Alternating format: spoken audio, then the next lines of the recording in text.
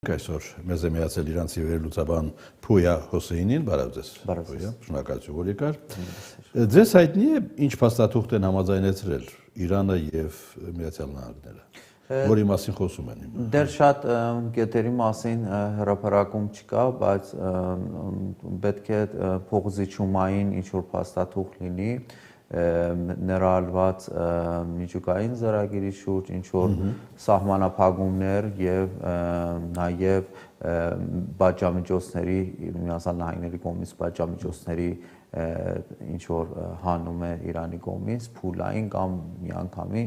մի քանի կետեր են կամ նաեւ Հորմոզի նեղուցի կարգավիճակ է, որը Իրանը համար կարմիր գիծ է, Իրանը պատերազմից հետո շեշտում է, որ պետք է դրանից հետո Հորմոզի նեղուցի անվտանգությունը եւ վերահսկությունը Իրանի կողմից պահպանված լինի։ Պաշտոնական Թեհրանը ասում է, որ մենք ստացել ենք Միացյալ Նահանգների նոր առաջարկը եւ այն հիմա ուսումնասիրում ենք։ Այսինքն պետք է հասկանալ, որ Միացյալ Նահանգները փոխել են իրենց պահանջները Իրանի հանդեպ։ Իհարկե, շատ պահանջները հենց առաջին օրից, պատերազմի առաջին օրից Միացյալ Նահանգները պահանջ էր դրել Իրանի լիարժեք հանձնումը, հետո ինչ որ խնդիրներ իր առաջ դրել էր, որը չի հասավ, հիմա այդ պահանջները հասել են մինիմալի եւ այդ մինիմալին էլ մենք տեսնում ենք, որ Իրանը դենց չի, որ բոլորին համաձայն է, այսինքն կարողացել է համ պատերազմի ժամանակ պատերազմի ընթացքում, համ բանակցությունների ընթացքում ինքը իր կարմիր գծերը պահպանի։ Այսինքն բարդ process է, որը մի փաստաթղթով հավանաբար չի լուծվի, այ դուք ասում եք ինչ-որ փուլային Իհարկե, ինչ որ սահմանափակումներ որոշ իրանական միջուկային ծրագրի շուրջ եւ ուշագնաց այն է, որ Միացյալ Նահանգները բազմիցս հայտարարում է, որ Իրանի միջուկային ծրագիրը ոչինչ ասել է, եթե ոչինչ ասել է, ինչի համար հիմա բանակցում է ուրանի հարուստացման Իրանի կարողությունի մասին եւ այդ 60% 400 կիլոգրամ 60% հարուստացված։ Այո, մի անգամ էլ պատերազմի ընթացքում փորձ արեց ռազմական միջոցով ներխուժի իրենց Delta Force-երով ներխուժի Իրանում եւ կարողանան այդ 400 Իսֆահանի շրջակայքում 400 կիլոգրամը ձեռք բերեն, ոչնչացնեն, որը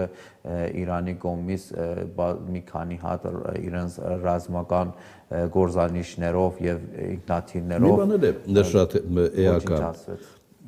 Ինչ խնդիր էլ կարգավորվի Հորմուզը, ուրանի հարցը, նավթագազային, ասենք, շահագործումը, ինչպիսին է լինելու։ Իսկ Իրանը սանկցիաների տակ մնալու է, թե ոչ։ Հենց այն հարց է, որ Իրանը այդ խաղակարգները ունի, որ կարա փոխարինի, այսինքն եթե ինչ որ սահմանափակում մտցնի ուրանի հարուստացման ինչ որ ժամկետներով կամ Հորմոզի նեղուցը մի քիչ թույլատնի իր այդ վերահսկումը Հորմոզի նեղուցի վրա, դա ստանալիք բան ունի եւ դրա Իրանի կողմից ստանալիքը կլինի բաժամիջոցների դուրս հանումը։ Դա ցույց է տալիս, որ Միացյալ Նահանգները, որ ասում է Իրանը ոչ մի բան չունի իր ձեռքում, իր բոլոր ռազմական ուժերը ոչնչացած են, Իրանը միջուկային ծրագիրները, օբյեկտները ոչնչացած են, դա իրականում չի պատասխանում։ Իրանը ունի ձեռքում խաղակարգներ, որ Միացյալ Նահանգները նստում է սեղանի շուրջ եւ բանակցում է դրա շուրջ։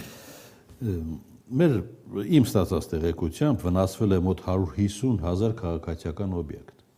Ճիշտ է, այս տեղեկությունը համապատասխանում է իրականությանը, չհաշված նավթագազային օբյեկտները։ Այո, վնասները մոտ 13,000 հարվածում է եղել, 13-ից 15,000 եւ վնաս է Իրանի կողմից կա եւ բայց մյուս կողմել Իրանը համ Իսրայելին, համ բոլոր այդ արաբական պետությունները, որ մասնակից են այդ պատերազմում եւ տարածք էին դրամադրել, ռազմական ռազմաբազաներ էին դրամադրել, իրենք էլ վնասներ են կերել, այսինքն միագոմանի չի եղել այդ վնասները։ Իրանի ներսից ինչ թարմ տեղեկություններ ունեք, ֆոյական տեղեկություններ, որ այնքան էլ լավ չի սոցիալական վիճակը, փողը նորից իրանական մեծ արժեզրկում է գրանցել։ Այսօր ջրի խնդրի մասին էին խոսում որոշ աղբյուրներ, որն է այստեղից իրականություն։ Տեսեք, զուգահեռ ռազմական գործողությունները նաև դարիներ շարունակ մեր դեմ գնում է տնտեսական պատերազմ։ Այդ տնտեսական պատերազմը հիմա էլ մենք տեսնում ենք, որ Միացյալ Նահանգները Հորմուզի նեղուցի այդ կողմը ինքը փակել է, որ Իրանի նավահանգիստները մեկուսացնի եւ նավերը չի հասնեն Իրանի նավահանգիստներ, որ Իրանը այլ լուծում է գտել սահմակային Պակիստանի կողմից դեպի Չինաստան կենացով գիծ է բացել,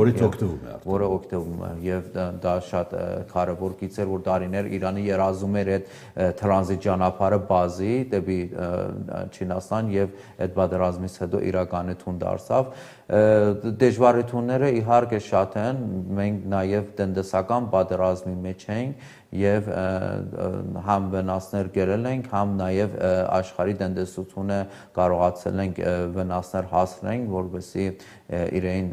ճնշման տակ դադարեցնեն, այսինքն այդ պատերազմից ավարտից հետո բանակցությունի ավարտից հետո եթե պատժամիջոցները դուրս գան, դա շատ մեծ կօգնի Իրանին, որ կարողանա այդ իրավիճակից դուրս գալ։ Ջրի խնդիրը պատերազմի հետևանք է, թե միշտ էլ եղել է։ Միշտ էլ եղել է, տարիներ շարունակ եղել է, բայց վերջերս լավ եղանակի պատճառով լավ մի քիչ ավելի բարի լավ էր Հիմա այս նեղությունները, հետևանքները պատերազմի հաշվարկը այն էր, որ Իրանի ներսում սոցիալական դժգոհություններ առաջ կբերի։ Մենք չունենք այդպիսի դժգոհության մասին տեղեկություն, թե կա չենք լսում։ Դժգոհությունները տնտեսական դժգոհությունները կան, բայց Միացյալ Նահանգներով Իսրայելը շատ սխալ հաշվարկներով այդ պատերազմի մեջ մտան, որ մտածում ենք, որ այդ պատերազմը կարող է թույլատնի Իրանի անվտանգությունը, որ հնարավորություն սարքի դժգոհ զանգված դուրս հանել փողոցներում, բայց Իրանի դարբերակում միջ երբ որ արտաքին միջամտություն է եղել, պատմությունը ցույց է տվել ներսում ավելի համախմբված են եղել, ինչքան էլ ներսում խնդիր են ունեցել մեծ մասը Այսինքն ավելի լավ է համակերպվել նեղության հետ, քան իշխանափոխության որևէ քայլ կատարել։ Իհարկե, մենք տեսել ենք, որ այդ մեր տարածաշրջանում այդ իշխանափոխությունները այդ երկիրներին օրինակ Աֆղանստանում, Իրաքում, Լիբիայում ինչ պատմություն է ունեցել եւ ոչ մի այդ երկիրների ժողովուրդը այդ իշխանափոխությունից հետո պատերազմներից հետո ոչ դեմոկրատիային հասել են, ոչ ազատություն են հասել, ոչ կարողացան անգամ մեծ կորուստներ են ունեցել տարածքային, մարդկային եւ այդ երկիրները համարյա քանդվել են Սիրիայում տեսում ենք որ ոչ մի լավ բան ապակա չկա այնտեղ Իրաքում տարիներ շարունակ Սադամից հետո ոչ մի ամեն ինչը իրենց դաժե ֆինանսները Ամերիկայի ձեռքում է մինչև չի հաստատում իրենց բյուջե չեն կարա ստանան նավթի վճարքից հետո շատ վատ վիճակում են նաև Աֆղանստանը Միացյալ Նահանգների ռազմական միջամտությունը չի բերում երջանկություն ոչ մի ժողովրդի համար